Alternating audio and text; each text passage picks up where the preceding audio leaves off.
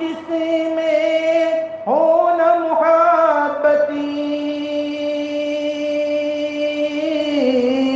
دل ہے وہ ایمان سے خالی، حب نبی ہے سب سے مقدم صلی اللہ علیہ وسلم، حب نبی ہے سب سے مقدم صلی اللہ علیہ وسلم۔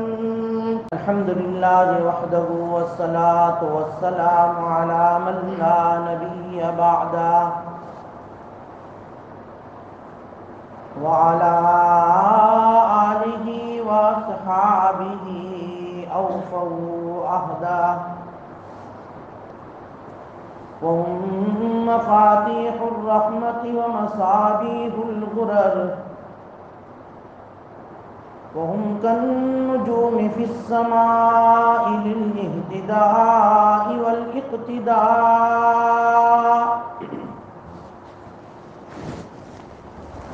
أما بعد فأعوذ بالله من الشيطان الرجيم، بسم الله الرحمن الرحيم۔ ما آتاكم الرسول فخذوه وما نهاكم عنه فانتهوا۔ وقال الله تعالى في مقام آخر،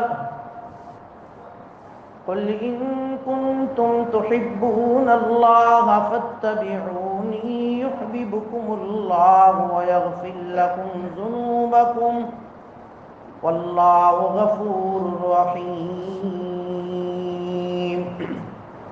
وعن أبي هريرة رضي الله تعالى عنه أن رسول الله صلى الله عليه وسلم قال: كل أمتي يدخلون الجنة إلا من أبى، قيل ومن أبى يا رسول الله؟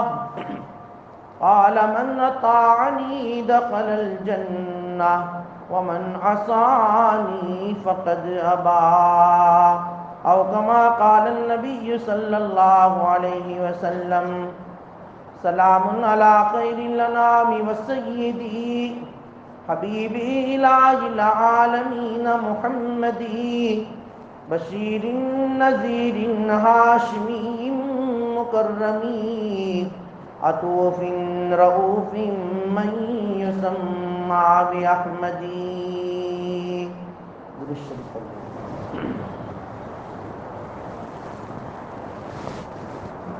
واجب الاحترام علماء کرام، بزرگوں، دوستوں، اللہ جل شانہ و من والہ نے بلا استحقاق ہمیں امت محمدیہ میں پیدا فرمایا۔ جیسا کل گزشتہ جمعہ کو میں نے بیان کیا تھا کہ ہم اس کے حقدار نہیں تھے کہ رحمت عالم جناب نبی کریم صلی اللہ علیہ وسلم کی امت کے اندر ہم پیدا ہو، لیکن یہ اللہ کا کرم ہوا، اللہ تعالیٰ نے ہمیں اس امت محمدیہ کا ایک فرد بنایا۔ اللہ تبارک و تعالیٰ ہمیں نبی کریم صلی اللہ علیہ وسلم کی محبت اور ایک امتی کے ہونے کی حیثیت سے آپ علیہ السلام کے جتنے حقوق ہم پر عائد ہوتے ہیں ان حقوق کی اطاعت اور ان حقوق کے اوپر عمل کرنے والا ہمیں بنایا۔ ویسے آپ علیہ السلام کے بے شمار حقوق ہیں امت محمدیہ پر اور ایک امتی ہونے کی حیثیت سے، لیکن ان تمام حقوق میں سے 4 حق جو ہے وہ بنیادی حیثیت رکھتے ہیں۔ جیسا کہ پہلے حق کے متعلق گزشتہ جمعہ کو ہم نے سنا کہ تصدیق رسالت، آپ علیہ السلام کی رسالت کو ماننا، اور ہم الحمدللہ مانتے ہیں، کلمہ پڑھتے ہیں لا الہ الا اللہ محمد الرسول اللہ، گواہی دیتے ہیں اشہد ان لا الہ الا اللہ و اشہد ان محمد الرسول اللہ، ہم گواہی دیتے ہیں۔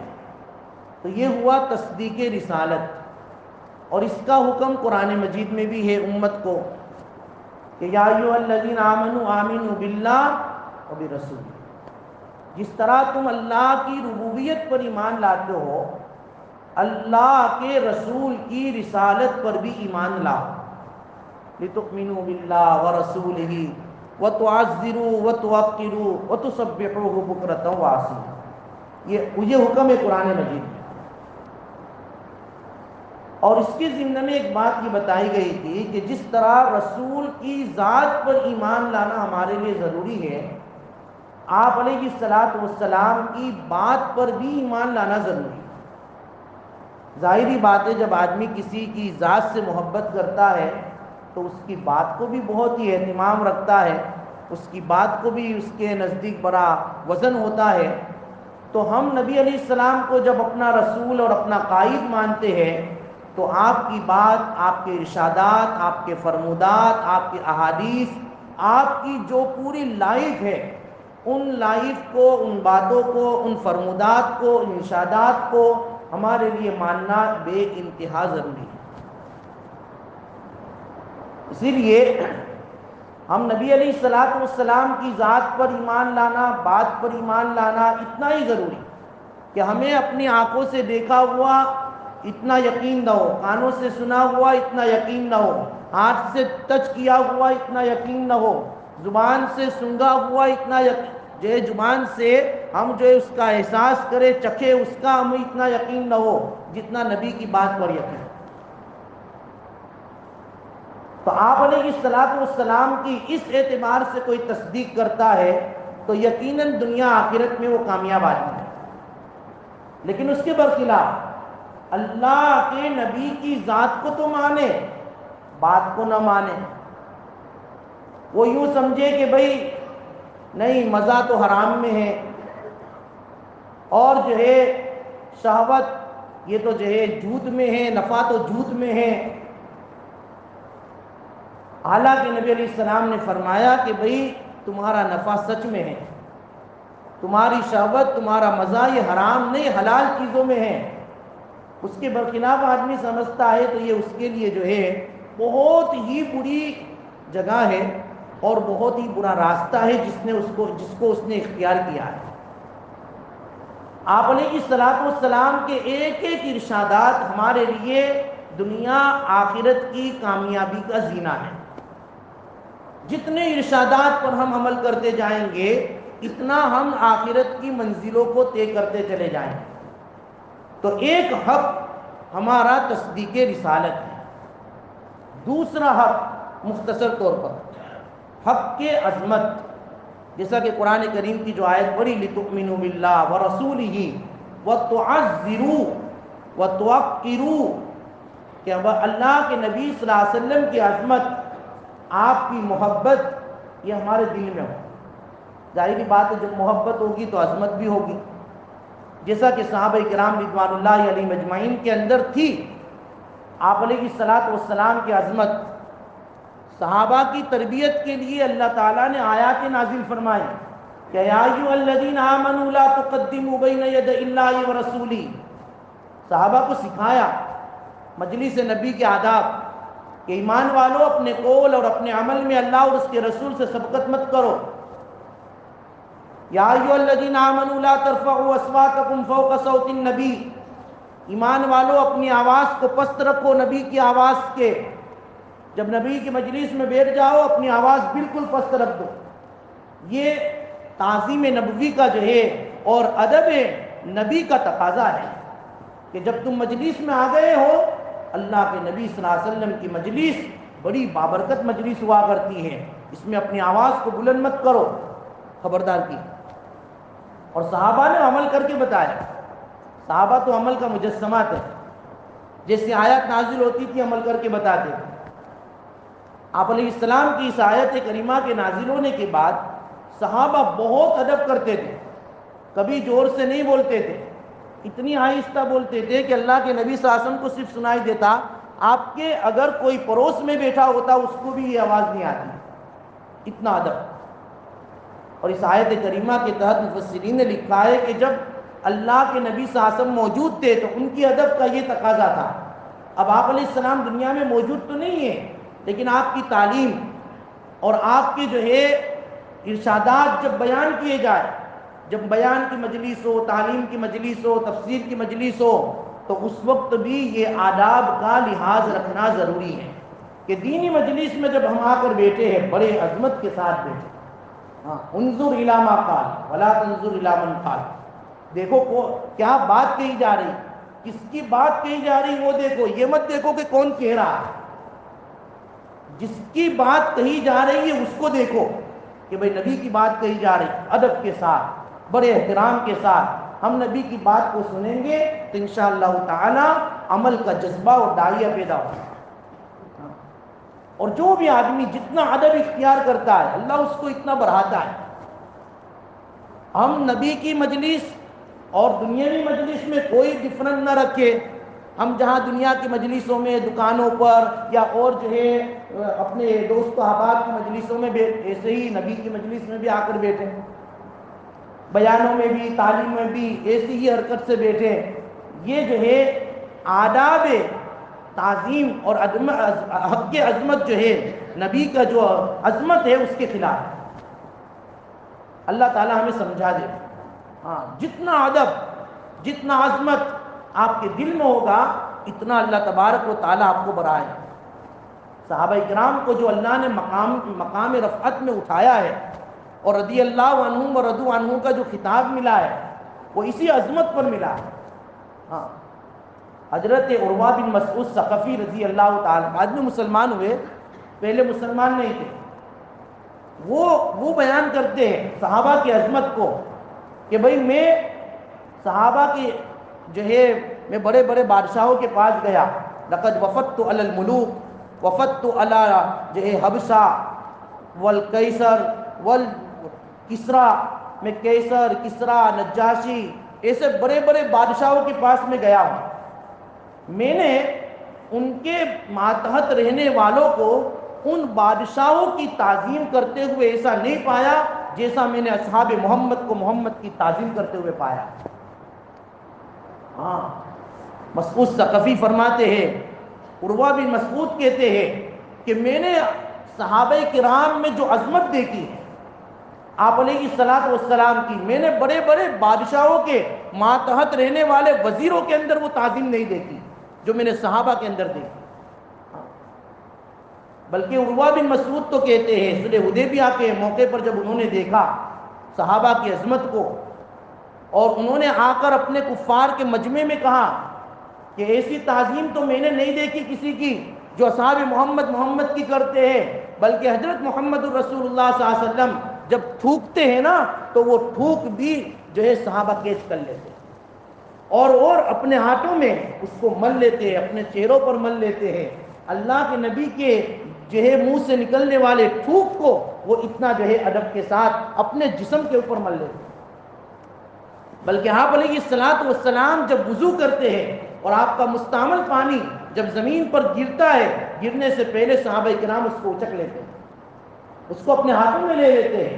اور جس کے ہاتھ میں آ گیا وہ تو جو ہے بڑا خوش نصیب ہے، وہ اپنے جو ہے جسم پر ملنا شروع کر دیتا ہے. لیکن جس کے ہاتھ میں وہ پانی نہیں آتا ہے وہ ان صحابہ کے پاس جھپٹ جاتا ہے اور ان کے ہاتھوں سے وہ تری کو لے لیتا ہے جس نے نبی کے جو ہے جسم سے نکلے ہوئے پانی کو کیچ کیا ہے.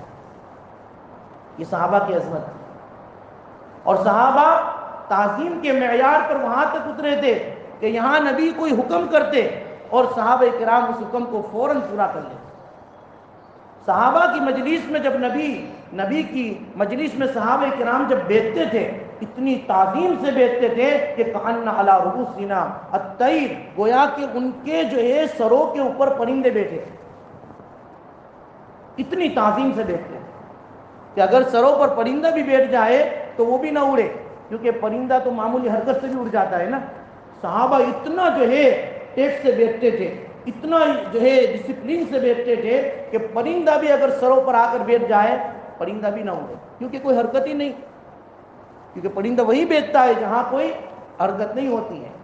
یہ صحابہ کی عظمت تھی. اللہ تعالی ہمیں بھی وہ عظمت عطا فرمائے. یہ حق کی عظمت یہ آپ علیہ الصلوۃ والسلام کا حق ایک امتی ہونے کی حیثیت سے. اور تیسرا حق کے محبت.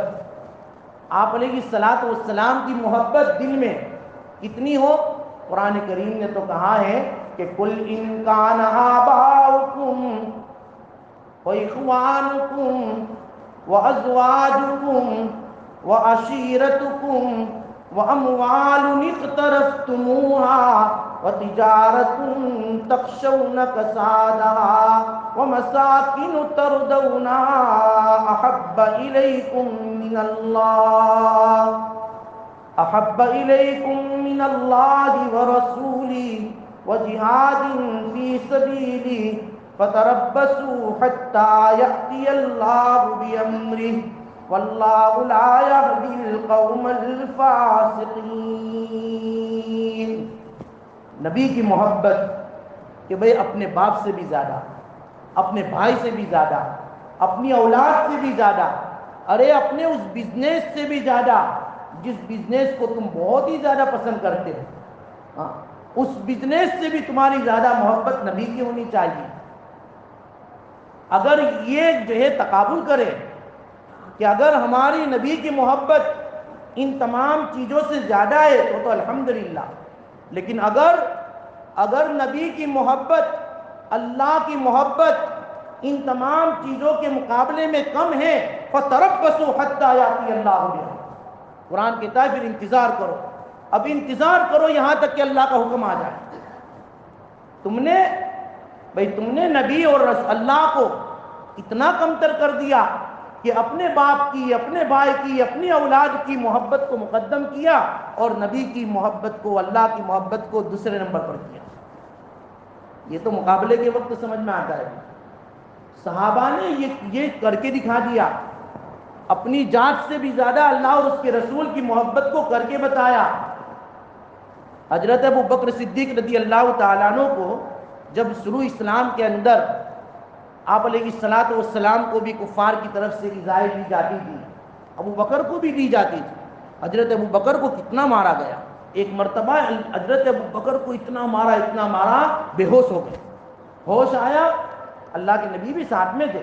فوراً ہوش آنے کے بعد یہ نہیں پوچھا مجھے کیا ہے، میرے رفیق میرے نبی کہاں ہے، میرے نبی کو کیا ہو، میرے نبی تو جو خیریت سے ہے. سب نے کہا نہیں وہ تو بہت اچھے، آپ کو اس کی فکر نہیں.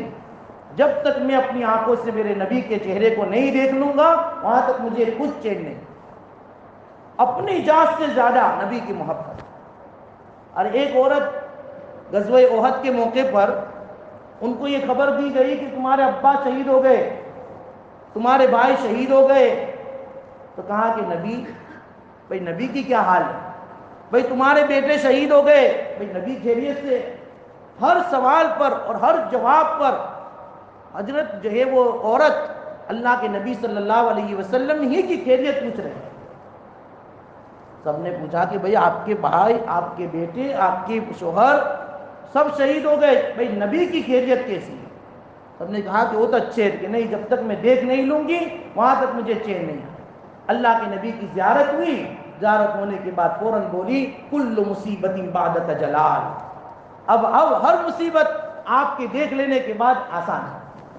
سب مشکلیں مصیبتیں کچھ نہیں ہیں آپ اگر صحیح سالم ہیں، آپ اگر صحیح سالم. یہ تھی نبی کریم صلی اللہ علیہ وسلم کی محبت صحابہ کے درمیان میں بھی اور صحابیات کے اندر بھی. اسی لیے نبی کی محبت یہ بہت ضروری. اسے شاعر کہتا ہے کہ آپ کے جسم میں ہو نہ محبتی دل ہے وہ مان سے خالی.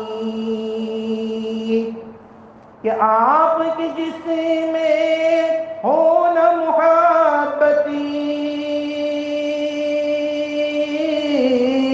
دل ہے وہ ایمان سے خالی. حب نبی ہے سب سے مقدم صلی اللہ علیہ وسلم. حب نبی ہے سب سے مقدم صلی اللہ علیہ وسلم۔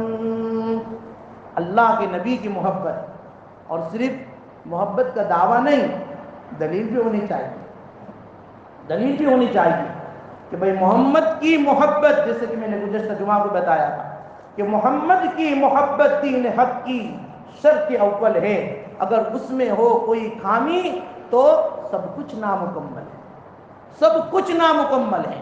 یہ ربیع الاول کا مہینہ اور آپ علیہ الصلوۃ والسلام کی آمد اور آپ کی دنیا سے جانے کا یہ مہینہ، یہ ہمیں یہ پیغام دیتا ہے کہ نبی کریم صلی اللہ علیہ وسلم جو ہمارے اندر آئے اور اس دنیا کے اندر تشریف لائے، وہ کیا پیغامات لے کر آئے۔ آپ کی ایک ایک سنت یہ ہمارے لیے ترقی، یہ ہمارے لیے جو ہے ترقی کا ذریعہ ہے، یہ ہمارے لیے دنیا آخرت کی کامیابی کا ذریعہ ہے۔ یہ ہمارے دل میں اس کا یقین ہونا چاہیے۔ محمد کی محبت دین حق کی شرط اول ہے، اگر اس میں ہو کوئی خامی تو سب کچھ نامکمل ہے۔ اور اگر جو ہے محمد کی محبت جس کے دل میں نہیں ہے تو اللہ کی رحمت کا وہ حقدار بھی نہیں ہے۔